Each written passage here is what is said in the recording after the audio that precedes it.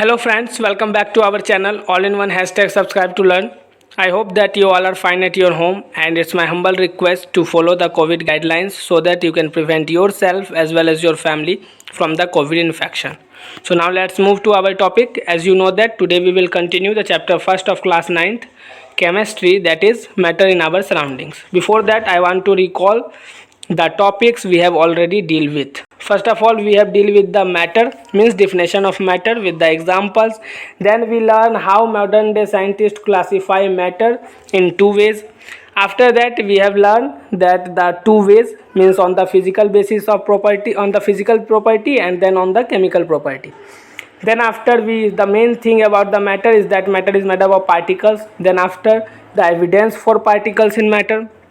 Then we will learn about the examples like dissolving a solid in liquid, then mixing of two gases. Then after we learn about the diffusion and how diffusion tells about the nature of the matter. Okay. After that we learn about the Brownian motion, that is movement of pollen grains, and then the conclusion draw after the existence of Brownian motion about the nature of the matter. So now we will learn after that. So let us start. First of all, we will learn today that characteristics of particles of matter. First is what? The particles of matter are very small. Okay. The first characteristics of particles of matter is that particles of matter are very small.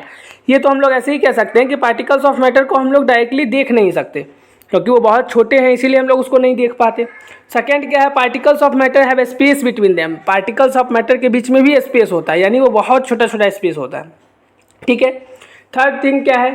Third thing है the particles of matter are constantly moving. Particles of matter constantly move कर रहे हैं. आप constantly move कैसे कर रहे हैं? तो इसका तो सबसे अच्छा एग्जांपल ये है कि आपने देखा, हम लोग ने जब ब्रोनियन मोशन पढ़ा तो उसमें आपने देखा कि जब हम लोग लिक्विड में यानी वाटर में जब हम लोग पोलन ग्रेन्स को रखे तो वो क्या किया, जिगजैग मूवमेंट में इधर उधर क्रॉस आउट कर रहा था. तो इससे पता चलता है कि पार्टिकल्स ऑफ मैटर जो है वो कॉन्स्टेंटली मूव करता है.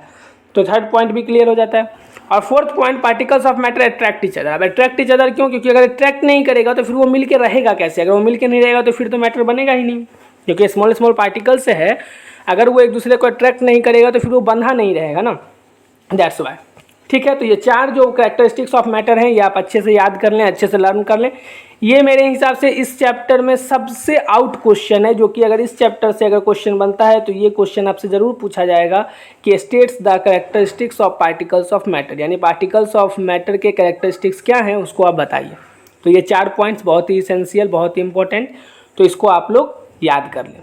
ठीक. चलिए अब आगे पढ़ते हैं और क्या चीज़ है.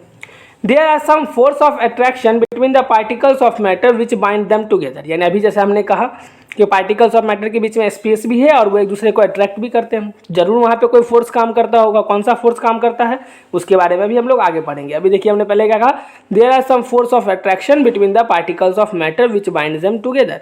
यानी पार्टिकल्स ऑफ मैटर के बीच में कोई फोर्स होता है जो उसको बाइंड करके यानी बांध के अपने पास रखता है, बांध के साथ में रखता है. The force of attraction between the particles of the same substance is known as cohesion. क्या कहते हैं उस फोर्स को? कोहेजन. अब यहाँ देखेंगे SION, कोहेजन यहाँ पढ़ेंगे. क्या पढ़ेंगे? कोहेजन. क्या है कोहेजन? तो the force of attraction, the force of attraction between the particles of the same substance, यानी किसी एक सब्सटेंस के पार्टिकल्स के बीच में जो फोर्स ऑफ अट्रैक्शन है उसको हम लोग कोहेजन कहते हैं. The force of attraction is maximum in a particle of solid matter. सबसे ज़्यादा कहाँ होगा कोहेजन का फोर्स? तो सॉलिड मैटर में. और मिनिमम कहाँ होगा? गैसियस मैटर में. इसका सबसे अच्छा एग्जांपल है सॉलिड मैटर में, क्योंकि वो फोर्स ज़्यादा है इसलिए वो ज़्यादा कॉम्पैक्ट रहते हैं, मतलब ज़्यादा टाइटली बंधे हुए रहते हैं. इसलिए आप देखते हैं कि सॉलिड काफ़ी स्ट्रॉन्ग भी होते हैं, हार्ड भी होते हैं. और जब आप गैसेस की बात करेंगे तो उसमें काफ़ी स्पेस होता है. यही कारण है कि गैसेस हमारे आसपास पूरा भरा होता है और हम उसको देख भी नहीं सकते और समझ भी नहीं सकते. ठीक है. चलिए अब उसके बाद दो तीन चीज़ और इम्पोर्टेंट कि रिजिड क्या होता है और फ्लूइड्स क्या होते हैं. तो सबसे पहले समझते हैं रिजिड क्या होता है. तो रिजिड मीन्स अनबेंडिंग और इनफ्लेक्सिबल, यानी ऐसा कोई सब्सटेंस जो अनबेंडिंग हो यानी जो बेंड नहीं हो सकता, और इनफ्लेक्सिबल हो यानी वो फ्लेक्सिबल भी नहीं है. यानी बहुत सारे ऐसे ब्रश वगैरह आजकल प्रचार देते हैं ना, ब्रश फ्लेक्सिबल ब्रश वो वगैरह का. तो फ्लेक्सिबल मतलब क्या है? जो अपने आप को लचीला आप कह सकते हैं. तो ना वो लचीला हो और ना ही उसको हम लोग बेंड कर सकें. अगर ऐसा कोई सब्सटेंस हो तो उसको हम लोग रिजिड कहते हैं. जैसे एग्जांपल के लिए क्या है, तो stone is rigid because it is unbending और इनफ्लेक्सिबल. यानी क्या? ए स्टोन यानी एक पत्थर जो है वो रिजिड है। क्यों रिजिड है? क्योंकि ना वो बेंड हो सकता है और ना ही वो फ्लेक्सिबल हो सकता है। Fluids means a material which can flow easily and requires a vessel और कंटेनर टू कीप इट। यानी अब फ्लूइड्स क्या होता है? तो फ्लूइड्स एक ऐसा मटेरियल है जो इजिली फ्लो कर सके और उसको कोई वेसल की आवश्यकता हो, यानी कोई बर्तन की आवश्यकता हो जिसमें उसको हम लोग स्टोर कर सकें। ठीक है, तो fluids means a material which can flow easily and requires a vessel और कंटेनर टू कीप इट, यानी उसको रखने के लिए एक कंटेनर की आवश्यकता हो और वो आसानी से फ्लो कर सके। तो आपको वाटर इसका सबसे बेस्ट एग्जांपल है। तो फ्लूइड क्या होता है ये भी हमने अब क्लियर कर लिया। तो इस फर्स्ट पेज में जो आज हमने पढ़ा है तो उसमें हमने क्या क्या पढ़ा? तो characteristics of particles of matter के बारे में पढ़ा, फिर कोहेजन फोर्स के बारे में पढ़ा कि जो फोर्स ऑफ अट्रैक्शन होता है पार्टिकल्स के बीच में जो कि मैटर के, उसको हम लोग क्या कहते हैं? कोहेजन कहते हैं। वो सॉलिड्स में मैक्सिमम होता है और गैसेस में मिनिमम होता है। ये भी पढ़ लिया। उसके बाद रिजिड और फ्लूइड्स के बारे में पढ़ लिया। अब और आगे बढ़ते हैं। अब देखिए अब क्या है? Solid is a rigid form of matter. अब सॉलिड क्या है? तो सॉलिड एक रिजिड फॉर्म ऑफ मैटर है, यानी मैटर के रिजिड फॉर्म को ही हम लोग सॉलिड कहते हैं। A liquid is a fluid form of matter which occupies the lower part of the container in which it is kept, but liquid does not fill the whole container. अब ये यहाँ पे बहुत इंपॉर्टेंट बात क्या है? सबसे पहले तो इजी बात ही कहा कि liquid is a fluid form of matter. क्यों फ्लूइड फॉर्म है? क्योंकि वो इजिली फ्लो भी कर सकता है और आसानी से किसी कंटेनर में स्टोर भी किया जा सकता है। ठीक है, अब क्या कह रहा है? Which occupies the lower part of the container, ये तो वही बात है। बट यहाँ पे एक बहुत इंपॉर्टेंट बात का, liquid does not fill the full container या होल कंटेनर। यानी क्या है कि लिक्विड किसी भी कंटेनर को फुली होल यानी पूरी तरह से उसको भर नहीं सकता। अब आप सोचेंगे सर ये तो गलत बात है। क्यों गलत बात है? क्योंकि जब हम लोग गिलास वगैरह में पानी भरते हैं या किसी लोटा में भरते हैं या और भी जितने भी कंटेनर उसी में जब हम लोग पानी भरते हैं तो वो तो पूरा उसको भर देता है। तो कैसे हम मान लें कि लिक्विड पूरा पूरी नहीं भरता? तो नहीं, लिक्विड पूरा पूरी नहीं भरता, ये सत्य बात है। आप जब भी किसी भी आप कंटेनर, कोई बोतल ले लें या कोई गिलास ले लें या कोई भी चीज़ ले लें, जब भी आप उसमें पूरा पानी भरेंगे तो आप देखेंगे कि उसका पूरा जो एरिया है वो एक्यूपाइड नहीं होता, उसका पूरा वॉल्यूम एक्यूपाइड नहीं होता, कहीं ना कहीं खाली रहता है। और इसका सबसे अच्छा एग्जाम्पल है बोतल। आप बोतल में भले ही कितना ना पानी भर दें, आप उसको फुली भर के रखें, जब आप उसको खोलेंगे ना तो वो पूरा भरा हुआ नहीं होगा, उसमें से कुछ ना कुछ पानी गिरा हुआ होगा। और यही उसका सबूत देता है कि लिक्विड कभी भी अपने कंटेनर को फुली फिल नहीं करता और सॉलिड तो किसी भी हाल में नहीं कर सकता। तो कौन कर सकता है? गैस कर सकता है। अब नेक्स्ट क्या है? Gas is a fluid form of matter which fills the whole container in which it is kept. Gas अपने कंटेनर को फुली फिल कर सकता है। कैसे कर सकता है? अब इसका भी एग्जांपल आपको चाहिए होगा, बिल्कुल चाहिए होगा, मैं देता हूँ। आप कोई बोतल है, उसके अंदर आप कुछ मत भरो, आप ऐसे ही बंद करके रख दो, आपको लगेगा वो खाली है बट उसके अंदर गैस मौजूद है। कैसे? आप उसको हल्का सा उसका ढक्कन खोलो और फिर आप उसको दबाने की कोशिश करो तो आप देखेंगे उसमें से हवा निकलेगा। यानी जितना भी ऑब्जेक्ट है, जितना भी कंटेनर है, जितना भी बोतल है, सारी चीज़ के अंदर क्या है? गैस भरा हुआ है। और उसी गैस के कारण क्या होता है कि वो अपने आप को पूरा पूरी भरा हुआ करता है और वो अपने शेप को हमेशा मेंटेन करता है। अगर उसके अंदर अगर गैस भी नहीं भरा हुआ होगा तो वो अपने शेप को मेंटेन नहीं करेगा।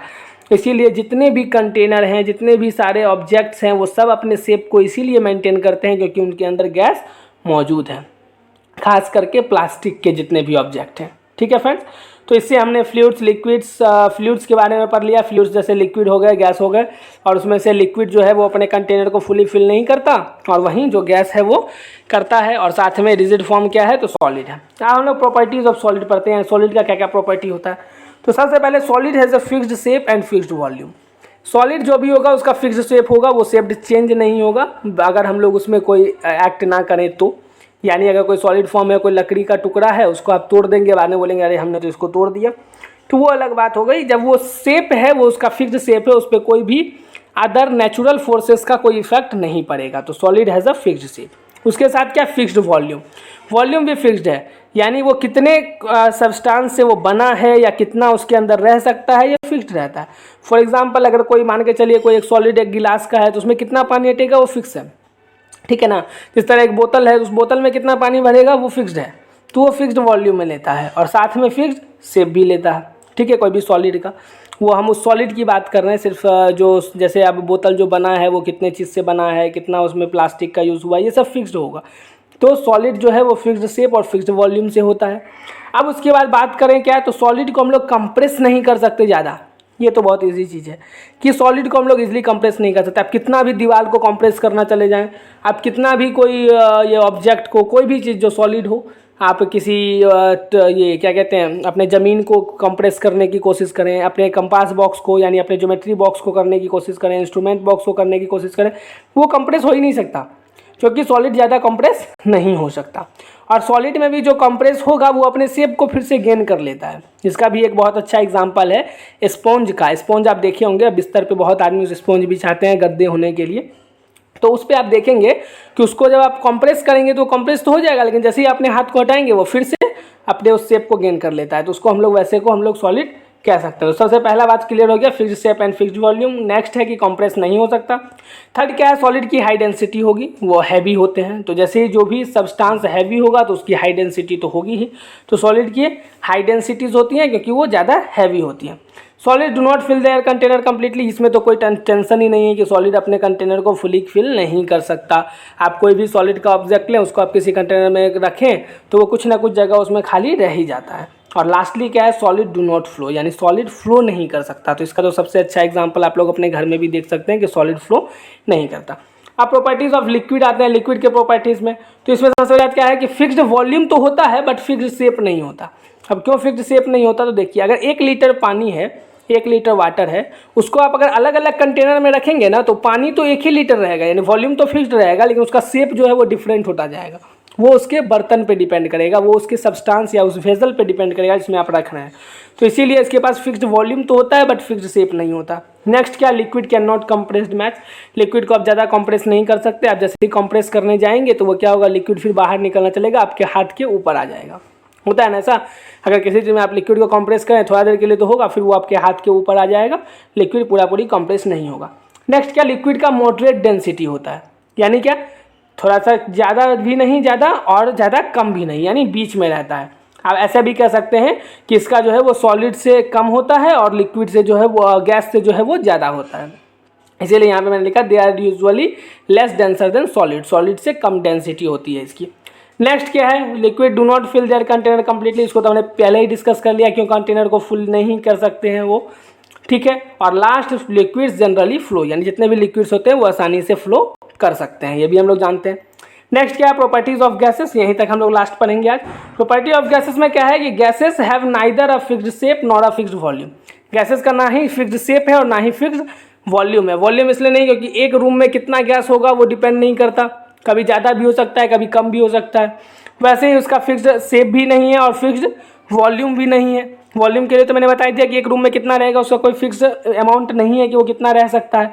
और शेप की बात करें तो रूम में रूम के शेप में रहता है, बोतल में बोतल के शेप में रहता है, तो वो तो इसके ऊपर डिपेंड करता है।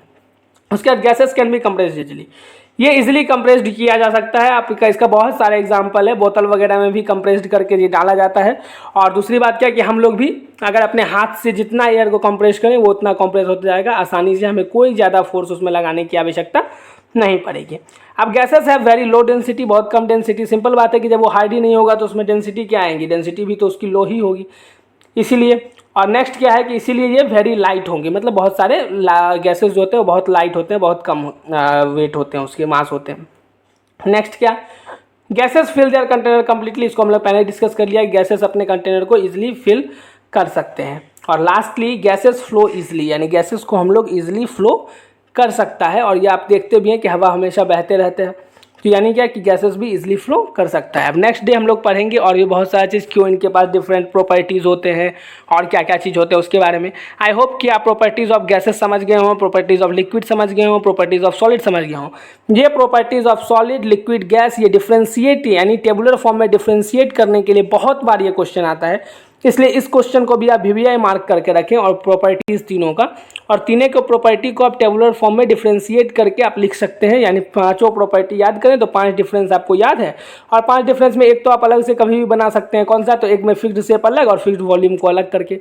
तो अब ऐसे ये 5 आप याद रखेंगे तो ये 5 के आधार पे आप इजीली से 5 नंबर का भी अगर क्वेश्चन आता है तो आप आसानी से दे सकते हैं। तो आज हमने 2 इंपॉर्टेंट क्वेश्चन पढ़ा जो हमेशा आता है, वो है एक VVI क्वेश्चन है, कौन सा, एक है कि जिसमें कैरेक्टरिस्टिक्स ऑफ मैटर की बात कर रहे थे, और सेकंड वाला कौन सा है, सेकंड वाला इसमें properties of solid, liquid, gas, ये तीनों की बात कर रहे थे। तो ये बहुत सारा इंपॉर्टेंट क्वेश्चन है फ्रेंड्स, तो इसको आप लोग अच्छे से याद कर लेंगे। बाकी हम लोग पहले पढ़ चुके हैं, तो I don't think so that you have any type of confusion. Okay, so now we will meet in the next video, then we will deal with the or continue this chapter. Okay, and I hope so that you have already joined the Telegram channel so that you already get this note. Kindly note down it in your notebook and then read it daily, then you will able to understand all the concepts. Okay आपने Telegram channel join किया होगा, आपको वहाँ पे notes already मिल चुका है। आप उस नोट्स को अपने कॉपी में नोट डाउन कर लीजिए और उसको समझते जाइए, उसको डेली रीड कीजिए, तो आप उस चीज़ को समझते चले जाएंगे। और जो इम्पोर्टेंट है जैसे जो है वो तो मैं आपको बता ही रहा हूँ। ये नोट बहुत ज़्यादा शॉर्ट एंड कॉम्पैक्ट है, तो इसको अगर आप अपने कॉपी में नोट करके उसके बाद इसको याद कर लेंगे, समझ लेंगे, तो कहीं कोई समस्या नहीं होगी। इसकी मैं गारंटी दे सकता हूँ, 100% guarantee. Okay friends, so thank you so much. Now we will meet in the next video and then we will continue this chapter. Okay, so thank you so much.